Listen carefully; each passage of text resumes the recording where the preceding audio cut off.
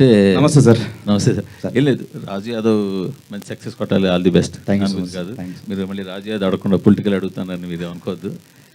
అంటే మీరు అంటే వ్యక్తుల మీద అభిమానంతో వెళ్ళారా లేదా ఆ పార్టీ మీద అభిమానంతో వెళ్ళారా అని పక్కన పెడితే మీ వాటి మంచి చెడ్డలు, ప్రభుత్వాలు వాటి మంచి చెడ్డలు వీటి మీద పూర్తి అవగాహన ఉందా? ఉంది సార్, కొంచెం ఉంది.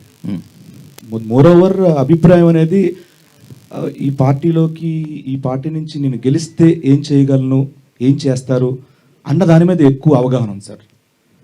ప్రస్తుతం కంటే వస్తే ఒకవేళ ఎలా ఉంటుంది, ఈయన పవన్ కళ్యాణ్ గారు వస్తే ఉంటుంది.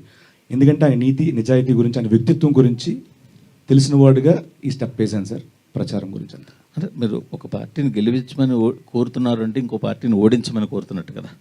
అలా ఎందుకు అనుకోవాలి సార్? అంటే మరి వీళ్ళు గెలిస్తే వాళ్ళు ఓడిపోవడమే కదా సార్. ఇప్పుడు ఐపీఎల్లో ఇప్పుడు ఒక ఎస్ఆర్హెచ్ నేను చేసి చెప్తున్నానంటే ఆర్సీబీ ఓడిపోవాలి కాదు సార్, దీని మీద అభిమానం ఎక్కువ ఉంటుంది సార్.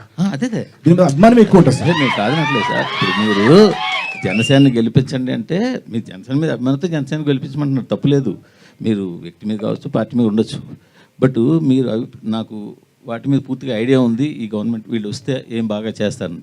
సో అదే టైంలో వాళ్ళు బాగా చేశారో చేయలేదో అవతల వాళ్ళు ఏమైనా ఐడియా ఉందా మీకు? నేను దాని గురించి ఆలోచించట్లేదు సార్. కేవలం ఈయన వస్తే బాగుంటుంది, ఈయన గెలవాలి అని కోరుకునే వ్యక్తిని సార్, అంతే తప్పించి అవతల వాళ్ళు బాగా చేశారో బాగా చెయ్యలేదో ఈ రెండింటి మీద ఐడియా లేదు.